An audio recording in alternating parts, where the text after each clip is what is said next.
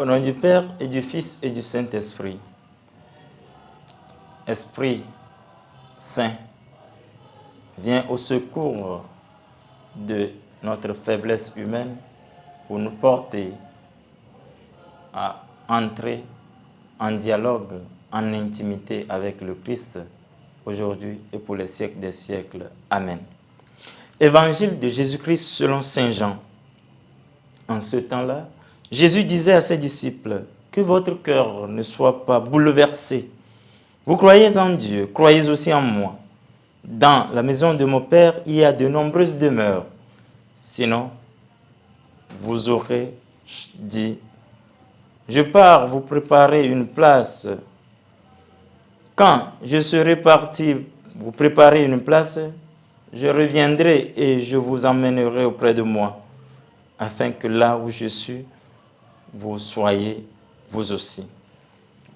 Pour aller où je vais, vous savez le chemin. » Thomas lui dit, « Seigneur, nous ne savons pas où tu vas. Comment pourrions-nous savoir le chemin ?» Jésus répond, « Moi, je suis le chemin, la vérité et la vie. Personne ne va vers le Père sans passer par moi. » Acclamons la parole de Dieu.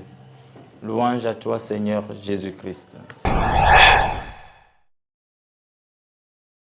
En ce vendredi de la 4e semaine pascale, l'Évangile nous révèle la suivance du Christ, le seul chemin, vérité et vie. La mission du Fils court à son achèvement. Les disciples s'inquiètent sur leur futur, ce qui adviendra dans leur vie. D'où l'interrogation, où s'en va-t-il? Qu'allons-nous devenir? Face à ces questionnements, le Christ rassure les disciples de leur demeure future.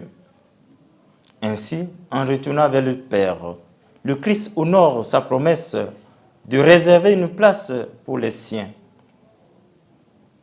pour ses fidèles. Se préoccuper de la destination future, de ce qui adviendra au terme de notre séjour sur cette terre, les préoccupations sur la fin dernière ne doivent pas nous bouleverser. Celui qui appartient au Christ a la garantie du salut. Le salut est déjà donné. Le sceau du Christ nous est réservé. Raison pour laquelle notre devoir aujourd'hui est de nous engager sur ce chemin, le seul, l'unique, dans la recherche de la vérité, dans les multiples idéologies qui nous tenaillent, de trouver la vraie vie qui dure éternellement. Le Christ se présente à nous comme le seul chemin, le chemin qui va vers le Père. Il se présente comme vérité qui écarte le mensonge, toute idéologie.